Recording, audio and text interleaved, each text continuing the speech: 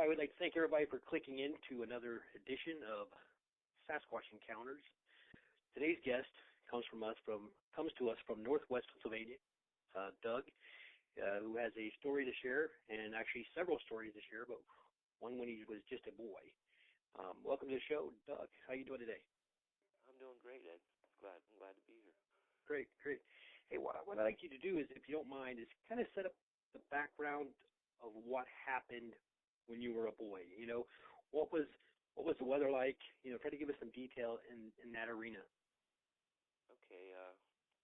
Well, my first experience was when I was 17.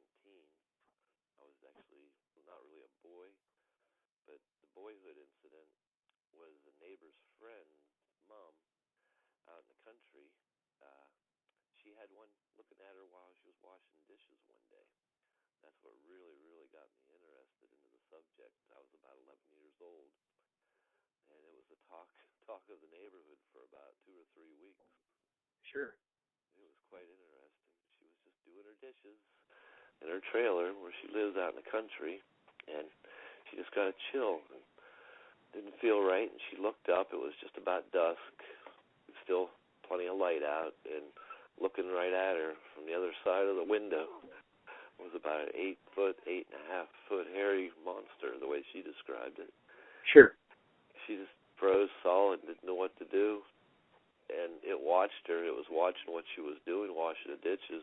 It was so big it was looking down into her sink, which the bottom of the window was about 7.5 feet off the ground, and it was looking down, so it was an easy 8.5 foot tall. Wow. She was just petrified and went into shock over this. I remember the neighbors all running out. We were playing ball, and a buddy of mine I grew up with, his dad came out and said, "Tim, we got to go, or something's happened to Grandma." And they took off, and they flew out of town. They lived probably about 15 miles away from the lady. And about 2 hours later, they came back and brought her home with them to stay for a while, because she refused to stay in the trailer. She was so scared about what had happened. And they found footprints right below the window. They were about 18 inches long, 7.5 inches wide. And that's the first thing that really put the thought of Bigfoot into my head. Sure, and then I guess you've been hooked ever since. I mean, when you heard that story, I guess you and your friend, heard about it through the, grapevine, basically. How did that affect? Grandma. How did that affect the grandmother? She was in shock. I saw the lady when they arrived back at Tim's house, and she was shaking. They had to help her from the car. They had her wrapped in a blanket, and she was in shock, literally. They brought her into the house, and I stood at the doorway as they were talking to her, trying to calm her down. She would start crying. She was, Tim, come here. And she kept hugging Tim, like he's the most precious thing in the world to her grandson. And Tim was just like, he couldn't even talk because seeing his grandma in that state, Sure. It was really petrifying for her. But she ended up staying with him for almost a month before she would go back. Right. They brought her animals in, her dogs and cat and everything. She just would not go. She lived alone, and it took a while to get her to go back into the place, and she had to be reassured daily that everything was okay and nothing was there. Sure. And I wanted to kind of go into that because her reaction and how it affected her gives what happened to her a lot of credibility, So I think that was important to discuss that, and I thank you for sharing that. But go ahead. I didn't want to cut you off. I just wanted to kind of explain that and move on. Well, it took some time before that story went away. It was the talk of the neighborhood. I mean, was on everybody's lips. It's like a lot of people didn't believe it, and a lot did. Anybody that was there when they brought her home that day to their house, they believed everything. Sure. The condition she was in. It's like I felt bad for the lady. She was in her upper 60s, and almost 70 years old, and have that. She's lucky her heart didn't give out. Right. that would have been my first experience at that age. I don't know if mine would have lasted either. I had a very scary experience later on in life, and well, I've had 5 sightings now, visual. Wow. Class A's. I've had several other Class B's. Like I started hunting when I was 12. I'd be out in the woods, and well, once I turned 16, I'd be out there by myself. In Pennsylvania, you have to be 16 to be able to hunt alone. And I lived in the woods. When I was 8 years old, I would be camping in the woods, me and my friends. It's a small town. Everybody knows everybody. We'd hike up the river a couple of miles and camp near some old Indian graves that they had excavated one year. And, like, it was nothing for me to be out in the woods at that age. It was part of growing up. I loved being in the woods. I had no fears, at that time. Sure. At that age, you have no fear at all. You do stuff that I think about now. It's like, I'm lucky to be alive. Right. Been there. Yeah. Like, I grew up, thank God. I worry about my kids when they're not around, what they're doing. Yeah, my first Class A experience, I was 17. It was the first Saturday after opening day of deer season.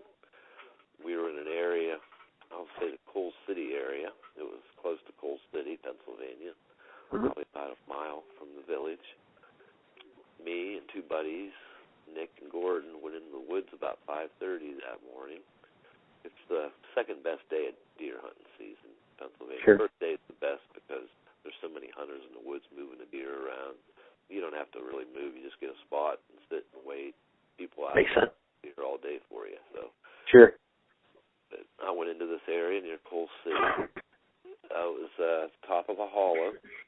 I was on a rock outcropping, and to the left of me, there was an old iron blast furnace that had been there from the 1800s, early 1800s, and there was trees growing out of the top of this thing. That's how old it was. There was probably like about 8 trees growing out of it that were about 12, 15 inches around, some of them. And Nick positioned himself on top of that. He had to climb up the side of the furnace, like scaling a wall with cracks in it to get up there. And Nick was around the valley to the left further, sitting right at the edge where this one creek runs in. He could see up 2 nice right-of-ways, and he had a good visual, about 100 yards. And we all were hunting with deer rifles and scopes that day. It was my first year hunting with a rifle scope, and I loved it. Just having that extra advantage. You could reach Sure. out. And it was a beautiful day. It was really cold. We had to take hot pots with us, homemade hot pots to keep warm, which are really nice when you're still fishing because you don't move around to keep the blood flowing. You have to sit. And I was sitting on these rocks that made you cold just being there. Mm-hmm. And the sun came up, beautiful. It was blue sky. And about 10 o'clock, it was reaching down into the hollow, really nice. And I could see probably, 150 yards, 200 yards, depending on which way I was looking. To my right, I could see about 200 yards. And I was surrounded. There's a lot of pine trees there, Douglas firs that people had planted probably 20 years prior, starting out as Christmas trees. And after, they quit selling the trees, they just let them go. And they were probably about 20, 30 foot tall, Wow. Yeah, nice sized firs. And I hadn't seen anything yet that day, and I was watching the valley real tight, and all of a sudden I saw a man come out of the woods to my right about 130 yards away and just start walking down through the valley. And the first thing, it's like I saw was he was dressed in black, and I thought, boy, what an idiot. This guy's going to get shot out here. You don't walk around in deer season dressed in black or brown or any of those colors. Right. Just stupid,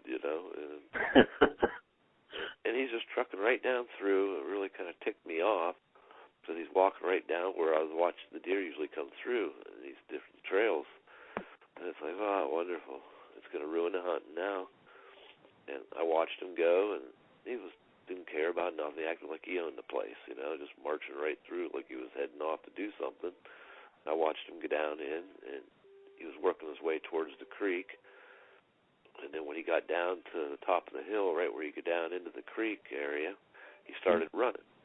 And he just jogged down out of sight, and then you couldn't see the creek actually from where I was at. It was down in this little, probably like a 15-foot ravine of the hollow, 10-foot wide creek. And when he started running and disappeared, you know, I figured, well, okay, he'll be down there for a while, and maybe I'm thinking maybe this guy's got a still or something. He's going down to check, you know, the way.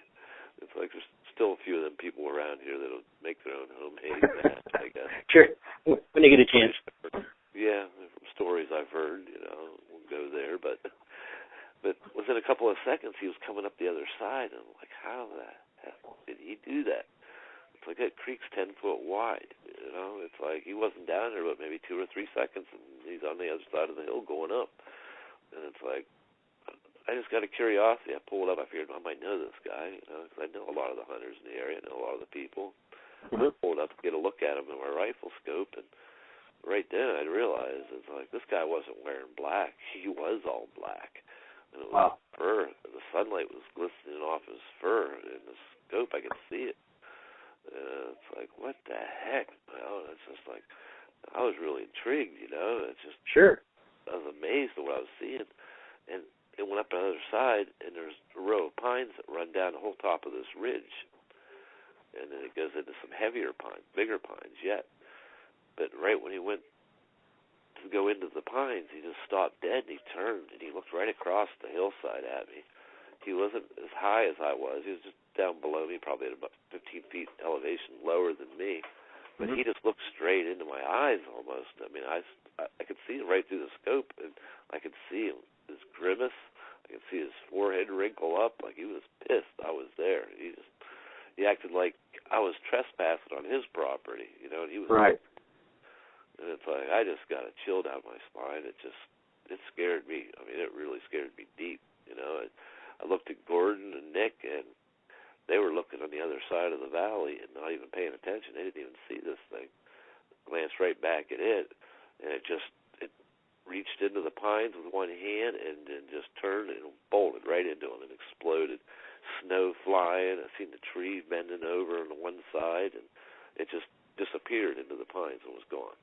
Wow. Yeah, I was like a little bit of shock almost, you know, not quite, but it's like I didn't even want to be there anymore at this point. Sure. But, you know, I just wanted to go.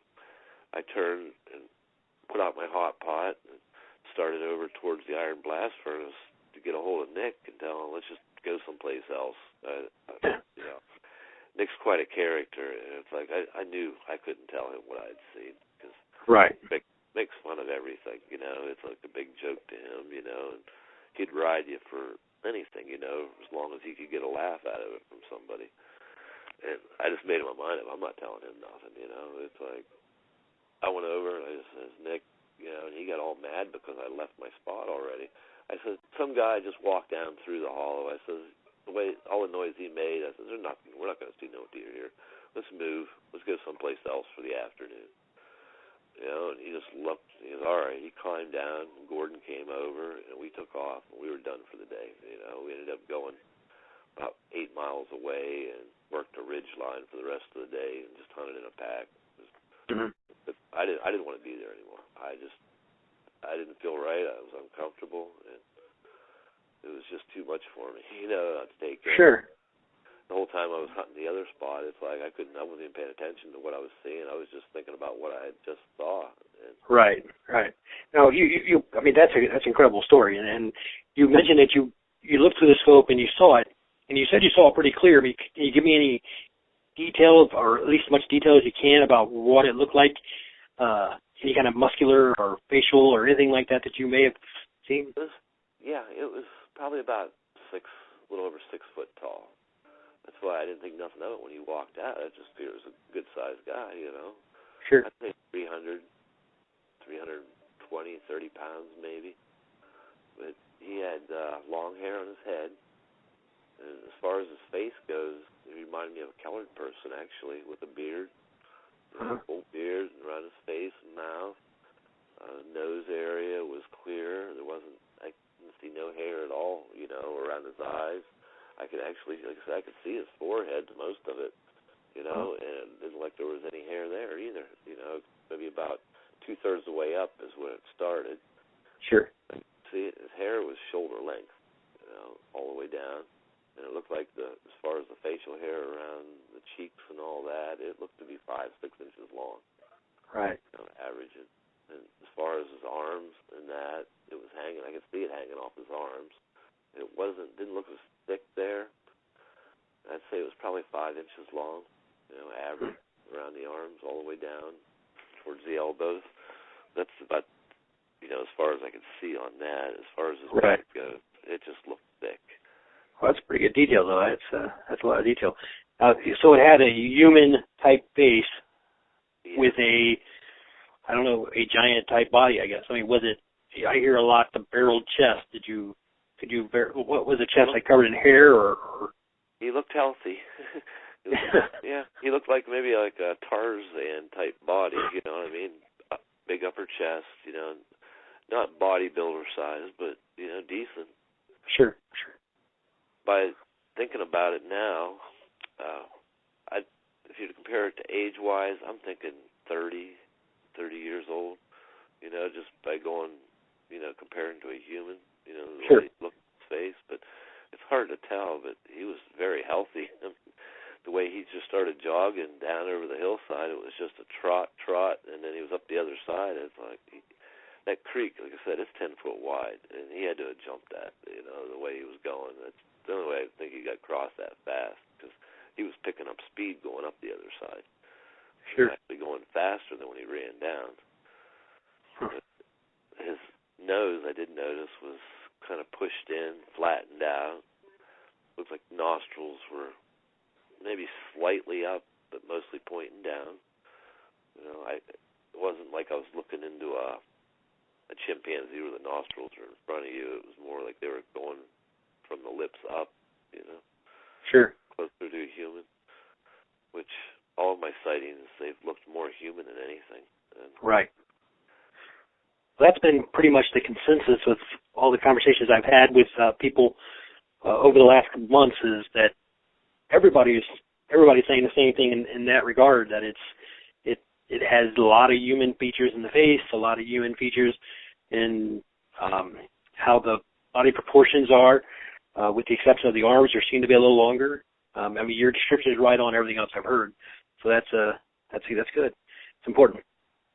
So go ahead. I didn't mean to cut you off. I just want to let's kind of get a little clarification there, but go on with your story. It's a great story. I'll never forget, that experience as long as I live. Until the day I die, I'm going to remember, everything about that, because it was so unnerving to me. Right. I could not get this picture out of my head for the next 2 weeks, It's like in school, when I got back to school, I skipped a lot of school that week during deer season, which I used to always do during deer season. You get the first day off, and then that's all they give you here in Pennsylvania. So if you don't have a deer yet, the diehards are still out in the woods. Right. My mom gave me slack if I came home with some meat. If I didn't, she said, you would have been better off going to school. Yeah, of course. Of course. I think I've learned more being out in the woods than I ever would have in school. Right. Exception of math, and English. So sciences go, and as far as nature goes, because I lived in the woods. Sure. I'd rather live in a cardboard box in the woods than the biggest, nicest penthouse in Pittsburgh. As far as I'm right. The Amish, and I had no time for them big cities. I just don't care for them at all. I hear you. I'm basically the same way. Too much. It's too fast. It's too fast. I'm kind of a laid-back guy. I enjoy the woods. That's exactly how I feel. Yeah. I don't like that fast-paced life. I like to be able to relax anytime. Exactly. Go out my door and be at my favorite fishing hole in 5 minutes, and I love it. That's what I'm talking about. Yeah. All right. So you go hunting. You have this experience. What happens next? I mean, where do you go now? Well, that was the first Saturday of deer season that year. The following Saturday, my brother Mike and I went out. It was our last chance to get a deer, and we went to the Coal City area again, And instead of going into this spot, which I didn't really want to, because I told him about the Saturday before not seeing anything, I didn't tell him anything about what I'd seen. I didn't tell anybody about that story for a long time. probably, I was, let's see, almost 50 years old before I started discussing my stories. But the following Saturday, me and my brother Mike went in, and we came in the same area, but we were probably 4 miles on the other side of this hollow. And we came in the backside, and I walked in the woods. My brother Mike, he was about 100 yards across this field, walking the wood line on the right, and I was walking the wood line to the left, going back to this game area, which it's open to the public to hunt. And I probably got about 150, 200 yards in the woods, and I noticed to the left that there was a lot of blackberry bushes that were like 10 foot high almost, other berries mixed in. It was strange looking. It was really thick. It was probably 10 foot thick. I couldn't see how, straight through it. There was just no possible way to see, through it. And it was at least 6, 7 feet high, And there was pines in the inside of that, and trees and regular growth. But these bushes ran for about probably 60 yards and then cut back through the woods. And it looked like it made up an area, I'm estimating probably 80 yards by 40 yards. It was rectangle shape, this whole area. Sure. And it was so thick. There was no way into this, I found, but one spot. And it was like a hole at the very bottom, and you could tell several things were going in and out of it. And it's like, to this day, I'm just getting to start to go back out there as soon as I get transportation again reliable, where I can get out to all my habituation sites on a regular basis. I rely on other people for transportation now, and it's like whenever I can get about 3 of my friends to go, I rotate them around who's available to take me. Sure. That's kind of depressing because I want to be out there. I'd be out there every day if I could. Sure.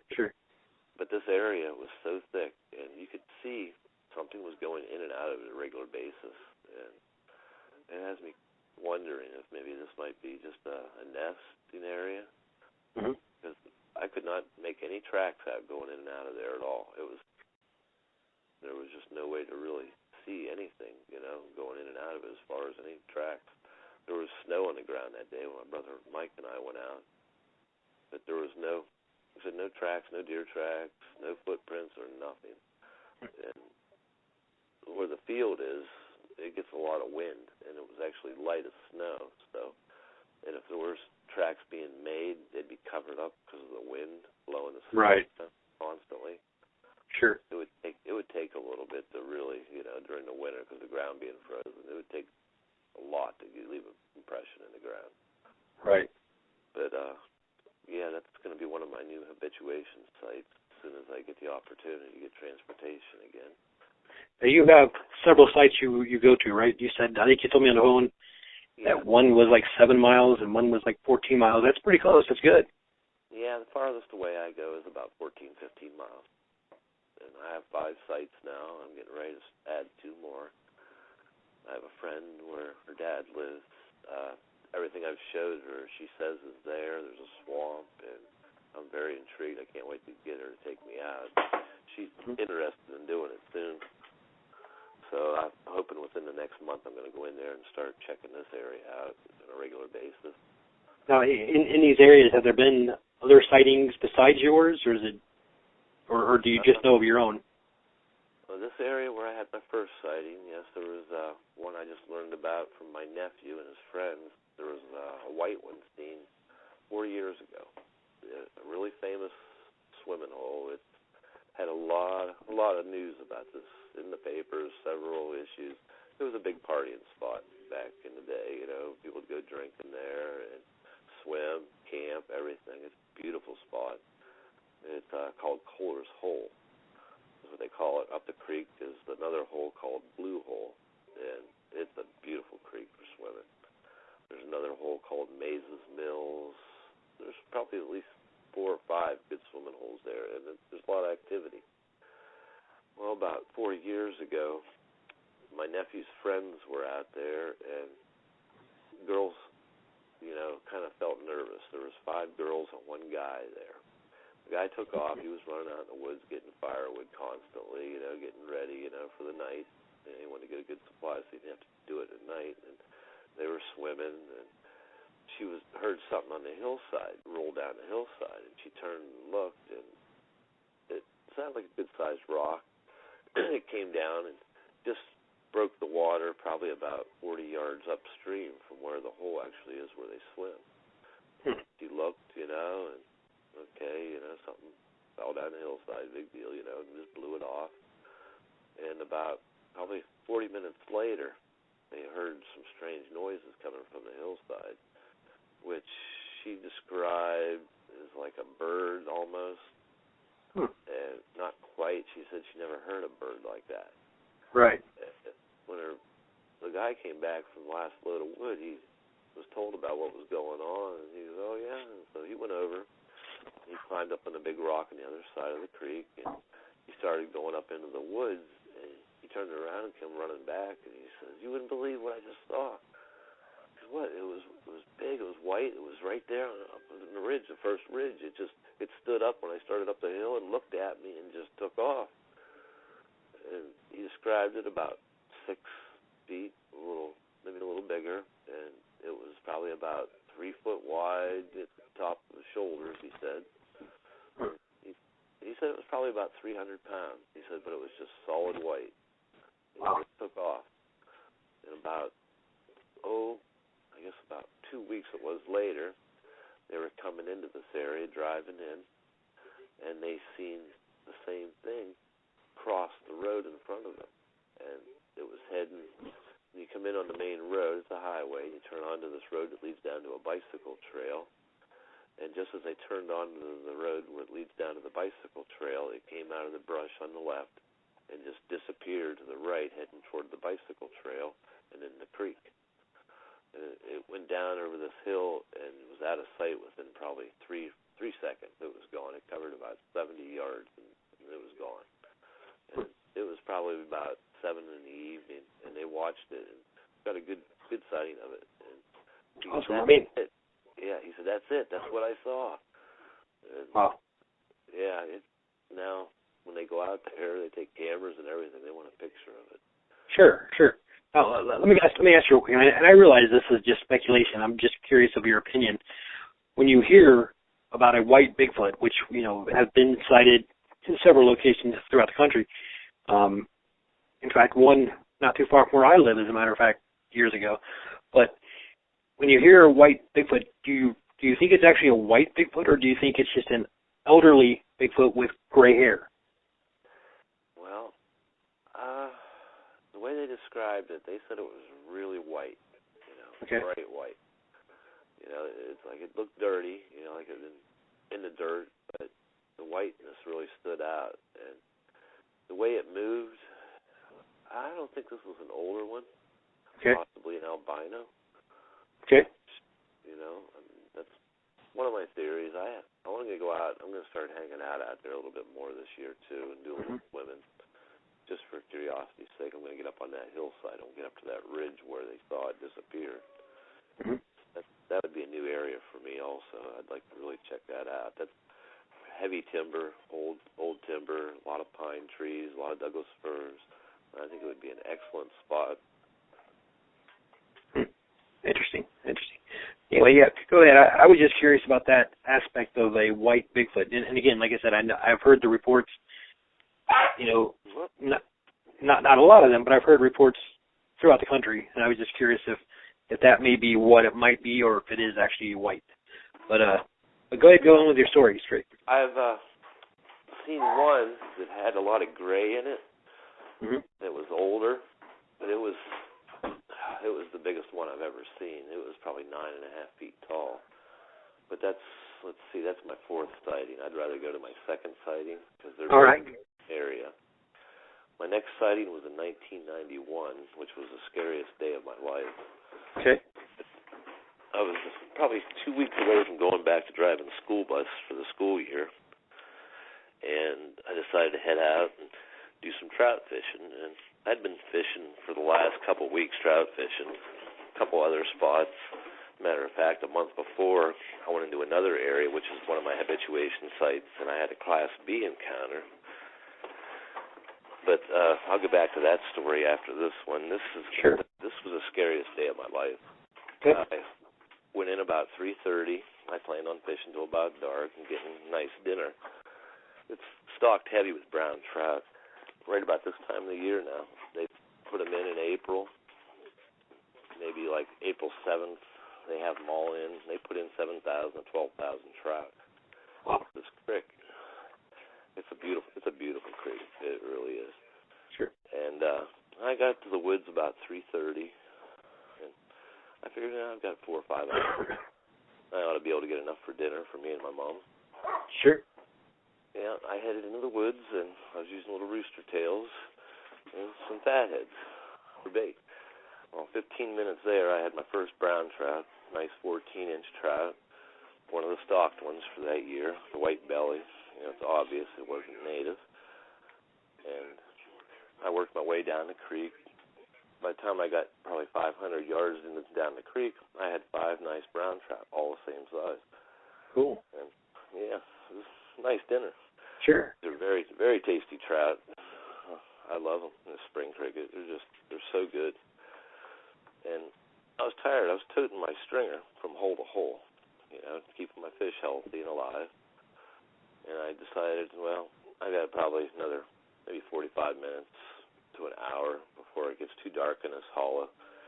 It's pretty steep hillsides, and you can't really see after a certain point. After the sun gets past this valley, it gets as dark as almost being midnight in places of these woods. It's so thick. And it was probably pushing 7 o'clock.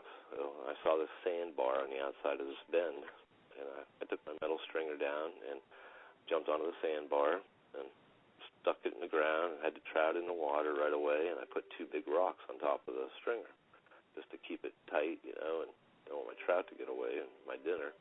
Sure. I tossed my one rod. I had 2 rods with me, and I set the one rod there and my creel there, and I took another nylon stringer out of the creel for any more I might catch downstream.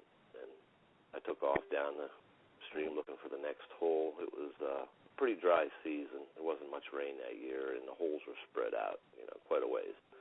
Mm-hmm. At this point in the creek, it was getting shallow quite a bit. And I got about probably 75, 80 yards downstream and still didn't see another hole to fish. And I just kept going. I figured, well, I'll go a little further. I might get lucky. And probably got another 50 yards down in the woods and still hadn't seen a hole. But I just started getting a strange feeling like I was being watched. I just felt really strange. And it's like I got a chill, which I never had one like this strong. I've had feelings like this before in the woods, but this was strong. And I looked around, and there wasn't no sounds, I realized. I couldn't hear nothing, not a bird, not a chipmunk, anything, which is really strange. Because usually every 20 feet you're seeing a chipmunk. Sure. They're always running around. And I said, well, I'm done. I'm good. I got 5 trout. I just want to get out of here. This don't feel right to me. I'm looking around. I didn't have my 9mm that day. I rushed out the door. Didn't really have much ammo, so I left it at home. I usually carried my 9 with me everywhere when I go out in the woods. And I started back up the creek. I figured, well, I'm done. I'm going to go up and clean these trout, head home, make dinner for Mom. And I'm hoofing it up the creek, and as I'm going along, I'm looking down into the water just for anything. I might see a trout. I can snag one on the way out of there. Right. I'm looking around, too, because I still didn't feel right. Something felt really weird to me. When I come around this one bend, I probably had about 40, 50 yards to go before I'd hit the sandbar. Excuse me. And I noticed the water was running brown. Excuse me. Wow. And this water, it was so crystal clear. You could get down there with a cup and drink right out of the creek. It's so clear. It's a nice spring creek, right Sure. out of the hillside when it starts. It's just runs down the hillside. It looks like a little minor falls. It's just trickling over the rocks. And then after a few more feet, it's probably 2 foot wide and keeps getting wider. And then gets to about 7, 8 feet at this time of the year. Probably maybe 8, 9 feet at the widest point. That was back in 91. It's changed quite a bit since then.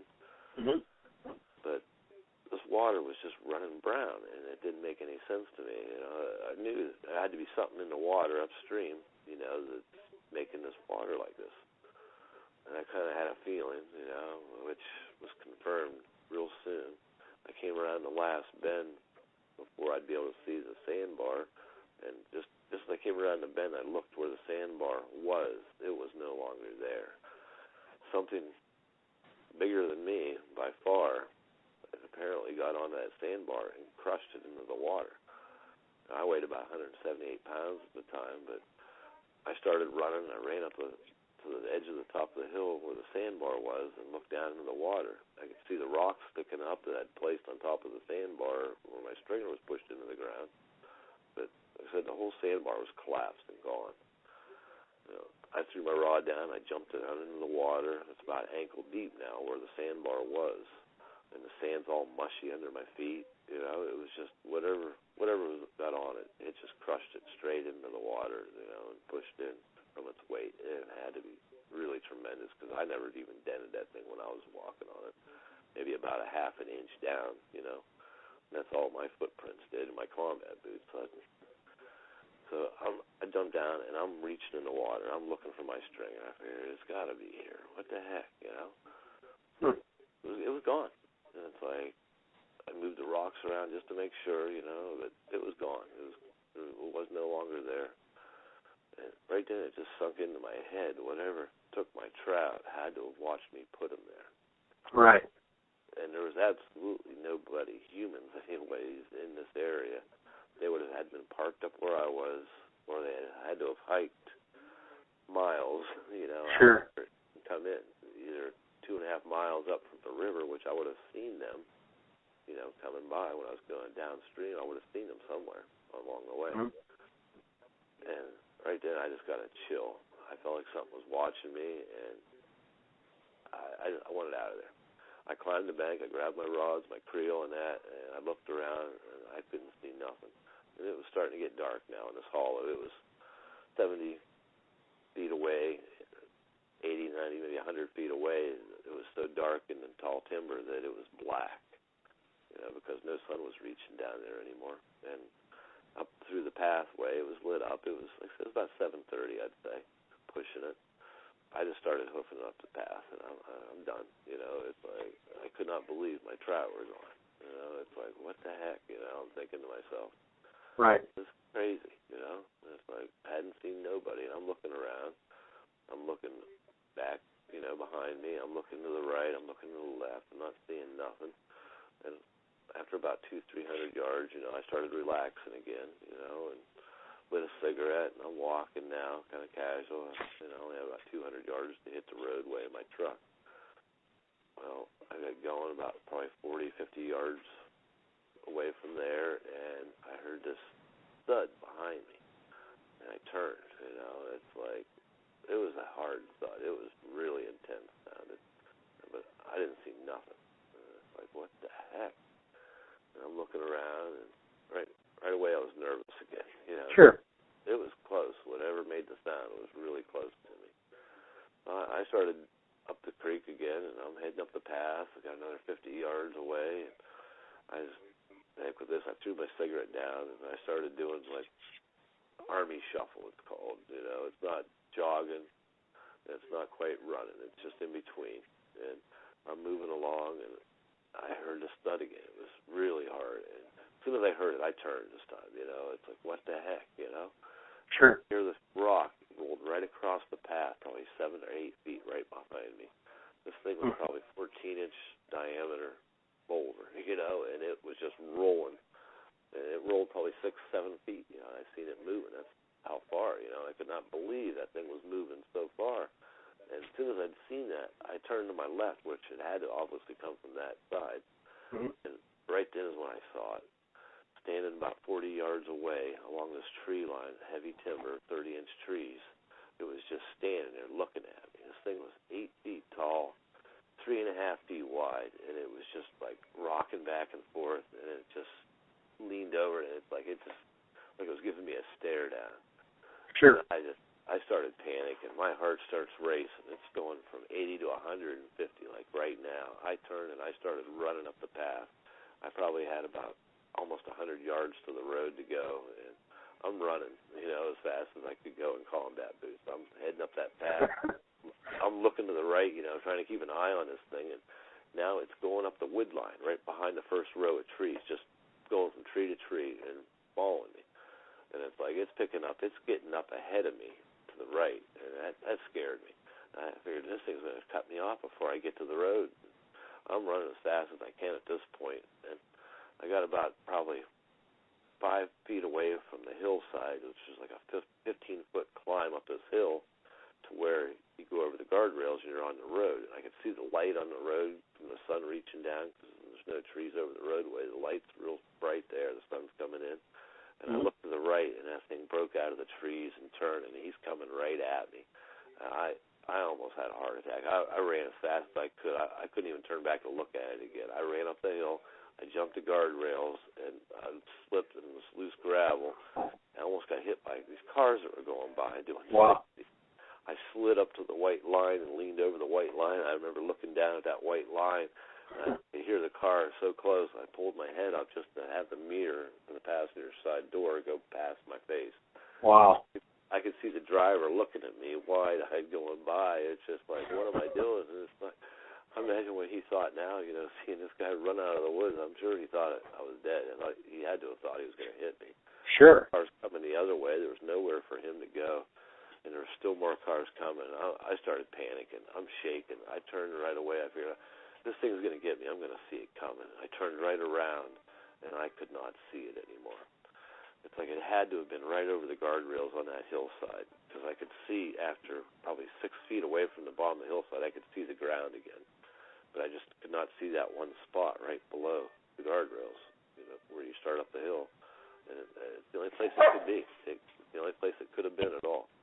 Sure. No, you said that it was coming after you. Was it running, or was it just walking, or was it a bluff charge? Straight on. It dug in and started running straight. It looked wow. He was running as fast as he could at that time towards me. Like I said, when it broke towards me, it just turned, and you could see his arms went up, and he leaned over, and he started digging in. I was almost having a heart attack. I was shaking, and I could hardly breathe. Like I said, when I went over the guardrails, at this point, I couldn't catch my breath. It took my breath away seeing this.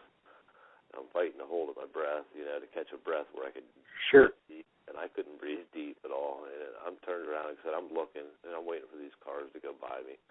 And it's like my truck's still 40 yards away, 45 yards away. I had to get to that yet, and I'm waiting, and I'm shaking, and I'm trying to get a breath. I'm almost throwing up, actually. And I'm looking over that hillside, just waiting to see it come up that hillside. As soon as the last car went by, I turned, and I didn't look back. I ran as fast as I could the last 45 yards. I did it in about 3 or 4 seconds. And as soon as I got to the side of my truck, I threw my rods and creel, everything, right into the back of the truck.